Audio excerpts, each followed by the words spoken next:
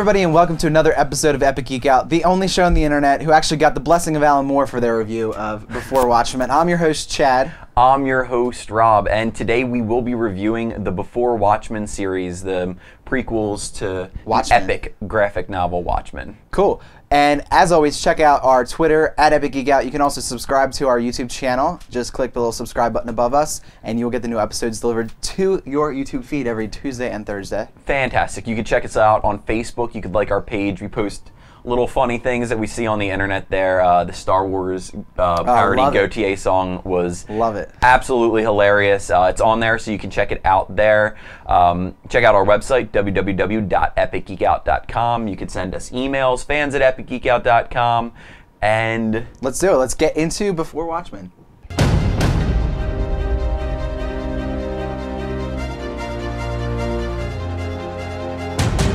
Alright, so today we're coming back at you with another comic book segment. We're really excited about it. We've been really getting into comics lately, which I'll talk more about in my thanks section at the end of the show. But right now we're going to review the first 4 issues of the Before Watchmen series, which is the prequel series to the Watchmen epic graphic novel, also voted one of Time's 100 best novels of all time. I mean, it's a huge thing. If you haven't read it yet, I highly suggest that you do that. I don't think we're before Watchmen. Yeah, I would say read it before that. Before Watchmen. Originally by Alan Moore, who's a curmudgeon old man who does not support the reimagining of his beloved series. No, he doesn't like any of his characters being done in any way that aren't the comic book that he created. So this is not him doing it. Number of different artists and writers. Darwin Cook is one of the big ones that's in 2 of the issues so far.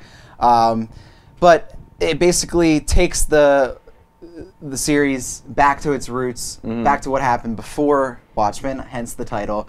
The first 4 issues that we have read are the Minutemen, which is the 1939 era first sort of superhero group, Silk Spectre, the comedian, and Night Owl. Yes, so we haven't gotten to the others yet, but we figured it would be a great time to talk about this. And they're all first issues. Some are in like a series of like, there'll be 4, some are in a series that there'll be 6 of them. That's a good point. So I mentioned that. So yeah, I mean, they're releasing once a week, or a new issue each week, but then they're going to have, number 2s eventually and whatnot. So Rob, what do you think about Before Watchmen? I'm enjoying it. I was never the kind of person. Also on our website, our friend and contributor Matt Grinspan, or G-Span as he goes by on the website, wrote a good article talking about, Alan Moore's love and hate, or just absolute hate, for like, remaking these and things like that. And so I really enjoyed reading that. So check that out on our website. I'm not the person that was like, oh, they're redoing Watchmen. Oh, this is crap. I enjoy the characters, and I'm a kind of person that I watch a show even when it starts sucking because I love the characters so much. Right. I've stuck with many a TV show once it's gotten horrific and bad just to see what happens to the characters, and even if the storyline sucks and stuff like that. So I like the characters. I read the graphic novel. I saw the movie. I'm interested in see what someone can do with them, and it might suck. It might be great, or it's somewhere in the middle, which is kind of how I feel about it. I don't ever think one issue, one show of anything you can really get the feel for anything, which we love, unless you love it. And I don't want to judge anything preemptively, right? Because most of these stories are the first issue. They take time to be an origin or to set up where it's going to go. I've enjoyed them each different. Night Owl kind of just, it really, really seems like Batman. The original Night Owl training, the new Night Owl, He's rich, and things like that, which, I mean, I'm sure when it was created, of course, they had Batman in mind, and to change those tropes a little bit. Rorschach came in the end of that, towards the end of that book, which I think he's the best character, I'd probably say, out of all the Watchmen. So I did enjoy it. I'm going to keep buying them to see where they go. I mean, I think it's great that they're doing it, and it's not just coming out for the movie's sake. They took time. They took care. They're going to treat the property correctly. So I appreciate that. So what do you there's think? definitely a reverence to the original. Yeah, definitely. I feel sort of the same, but slightly different, I guess. Here's the thing. The thing I loved about Watchmen so much is that it wasn't your typical superhero story. It was taking a world where there were superheroes that were in real life, which we've seen in other things like Kick-Ass. And I think you said it great before that it had you fill in the blanks. Right. You Right. know? Well, that's what I'm saying. Is like it took that world and it showed you what happened after they were outlawed, and like you didn't have to know, like all the specific superhero tropes that you know from all the other superhero things. You can fill in the blanks of like, okay, well, this is what they did when they were superheroes, but now we're going to talk about the world without superheroes and the repercussions of that and like what they're doing now. So I was never particularly interested in like, oh my gosh, I wonder how Night Owl and Rorschach fought together back in the day, you know, like, and I never was like, I liked the characters, but I was never really interested in like their origins or anything like that. I mean, all that was kind of set up in the original book. And Before Watchmen is not for you. Well, no, yeah, but I'm saying is like they were all in that book. They kind of set up the relationships, and you could sort of piece together the Before Watchmen part. Yeah. So I was never really particularly interested in that prequel. That's what I liked about Watchmen.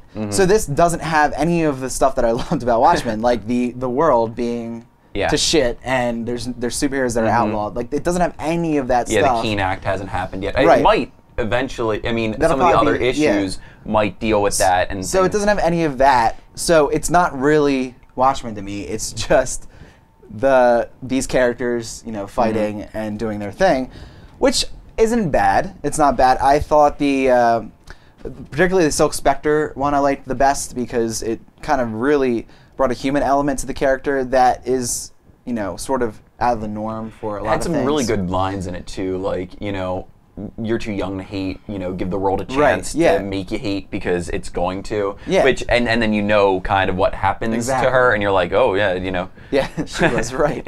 So I like that. My least favorite probably Minutemen just because I don't know. It did a lot because there's a lot of Minutemen. It Yeah, covered a lot. Each page was just, you know, here's how this guy became a Minuteman. You know, Yeah, you're right. And I think that I'll eventually like it more. Right, all these number ones were origins, how they got started as their respective superheroes. I want to see them more as the team of like these guys fighting together. The second group, what do they call them? I forget what they call them. The Watchmen?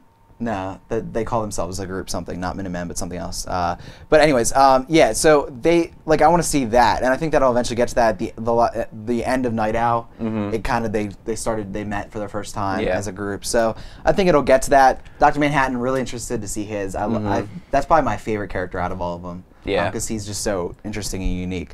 But overall, I mean, I don't hate it. I wasn't one that was like, this is unneeded, even though I kind of just said that. I personally, you didn't have the venom towards it. Right, I didn't feel that like this was a travesty and like it was going to ruin the series or anything like that. Yeah. You know what I'd actually really like to see? Well, first off, I enjoyed it. You know, I do like the character. Like, I want to see Night Owl and Rorschach go at it. Like, I want to see. And I think it's also cool they put a lot of Easter eggs in the book for fans, and you know an event is going to happen. Like, you know, what we were saying with Silk Spectre, like, you know, it's good. It does the precursor well, and even, you know, and I think it is basing off, like, things you should know, you know. I mean, they expect people have read Watchmen before. I would love to see an after Watchmen. I would love to see where the world went after... you know, that kind, you know, all that stuff happened. I think that would be a really interesting, like, thing, and I don't think they'd have to do it for every character. I think that would be a really cool thing to put together, you know, just to see the world after, because, you know, it is a very unique take on the world. It's bleak at times, but I think I gotta say, it hope in a sense. I don't know, it is very bleak. I gotta say, my favorite part of the comics are the pirate story at the end. Yeah. Which is a throwback to the original Watchmen. I freaking love that. And it's like every time it's just a little bit, and they always leave you on a cliffhanger, and I'm like, oh my God, what's going on? They have it starting with like the first issue that came out, so it's in the Minutemen, then Silk Spectre, and so on. So it's gonna carry throughout. To be a continuation throughout, which is, I think, a great idea that they're doing that. I mean, I think that's... I hope it ties in too, like the other one did. That would be really cool.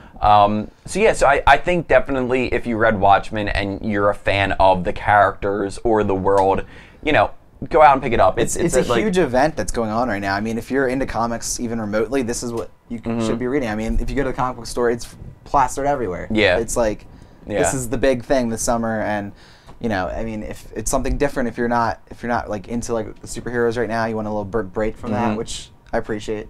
Like all the normal Marvel superheroes, check out Before Watchmen because it's it's different. Definitely. So we'll leave this episode on a note of Alan Moore. Don't bomb our house. Yes, sorry, please. we read these. Leave us alone. Don't worry, they did you justice. I would say.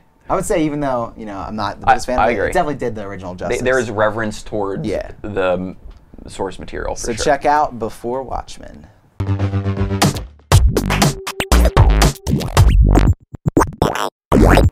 It's that time of the episode again where we like to give our thanks of the day. So Chad, what are you thankful for today? Well, we have been frequenting the comic book store, the comic book shop it's called actually, recently quite a bit. I mean, we've gone a couple times, and I am loving it. It's awesome. We've been, as you know, if you've seen our past episodes, we've been trying to be more comic book, what's the word? I don't know. Oriented? I try to say it right.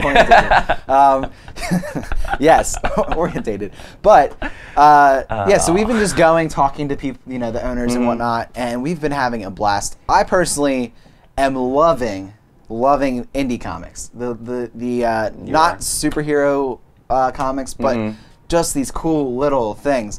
And the one that I want to thank today is actually, I'm going to thank the artist because I love this guy, Matt Kind. I don't know how you say it. It's Kind with a T. Kind. I don't know how you say his last name. Guy.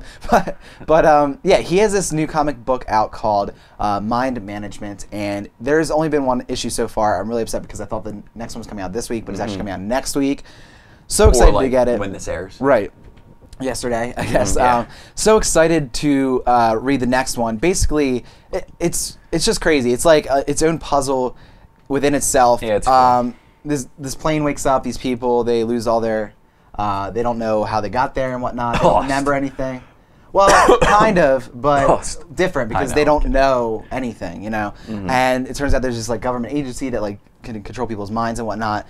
Not a lot else known about it. This girl, she's a writer. She's like trying to write about it, get down to the bottom of it. She was on the plane. A bunch of stuff going on. Each page, there's clues on the side. The back cover has like a fake advertisement that's gonna piece together with all 6 issues and be. And the art is like Clue. That was really gross. Be a Clue. Ridiculous. Yeah, yeah, and the art is so unique and cool. It's like kind of like it melts together at points. It's in this like weird pastel-y like it's almost like a watercolor. Like an old school newspaper, like a low quality, but it's meant to be that way, and it does lend to the story. And I just picked up another one of his one-off. It's called 3-Story. It's about this giant man. Not the biggest fan of that, but I love the art. It's in that and whatnot. So awesome. Love those indie comics. A couple more that I'll probably be talking about or reviewing the site. So check out Mind Management. Awesome. Yeah, I'm gonna stay in the same thread and thank comic. I picked up the first 2 issues of this comic called Smoke and Mirrors, and it's just a really I like the art in it, and it's also a very cool idea of there's a magician from our world goes to this other world where magic controls everything. So like your iPod works via magic, like cool. You say an incantation and that's how you turn it on. And sweet. So in the first issue they talk about how now they're working on gesture magic. So like instead of voice control that can be cumbersome, now the next thing is gesture, which reminds me of the Kinect and all this weird stuff. So it's really cool. There's this one like corporation that makes all the spells to control the different things, and so it's this guy, and the people in the world are amazed by his magic tricks because they're different from the magic, because they're not real magic, and it's illusions and stuff. So I thought that concept was really interesting. I am a fan of magic in real life. I think it's awesome. I want to believe it's real. So I think this is cool, and it's definitely a good non-superhero comic in like what you're talking about. So I've been really enjoying that. I'm definitely going to stick with it. I don't know how long or when it's been coming out, but there's 2 issues out so far that I have. So definitely check it out. The art's pretty like old, not like old school comics, but it looks like a comic. It's not having like it doesn't take over like kind of mind Right, management does. So, definitely check it out. Smoke and Mirrors. Cool. Yeah, so also just go to your comic book store and talk to the people there. I mean, they are just as big of geeks as you are, which is awesome. It's a like good experience. Even It's if you cool, just like, go just in and hearing pick about it. something up, when we were cashing out at the register, we were talking about the Before Watchmen. Right. And it's a cool experience. And like the two comics that, the one I was talking about and a couple of the others that I've been reading, recommended to me by the owner, I just said, hey, and she was telling me about some of the different comics that are out. So awesome experience. Go check it out if you don't do that already, because we're loving it. But thanks for watching this episode of Epic Geek Out. We hope that you guys enjoyed our episode of Before Watchmen. If you want to see more comic book reviews, we have a review of Avengers vs. X-Men, which is going on right now. So check that out on our website or and through our next YouTube week, channel. another theme week. Next It'll week, be our Spider-Man week. Right, we're doing Spider-Man, the movie, Amazing Spider-Man, and the Amazing Spider-Man video game. Yep. So be sure to check back next week for that. But thanks for watching this episode of Epic Geek Out.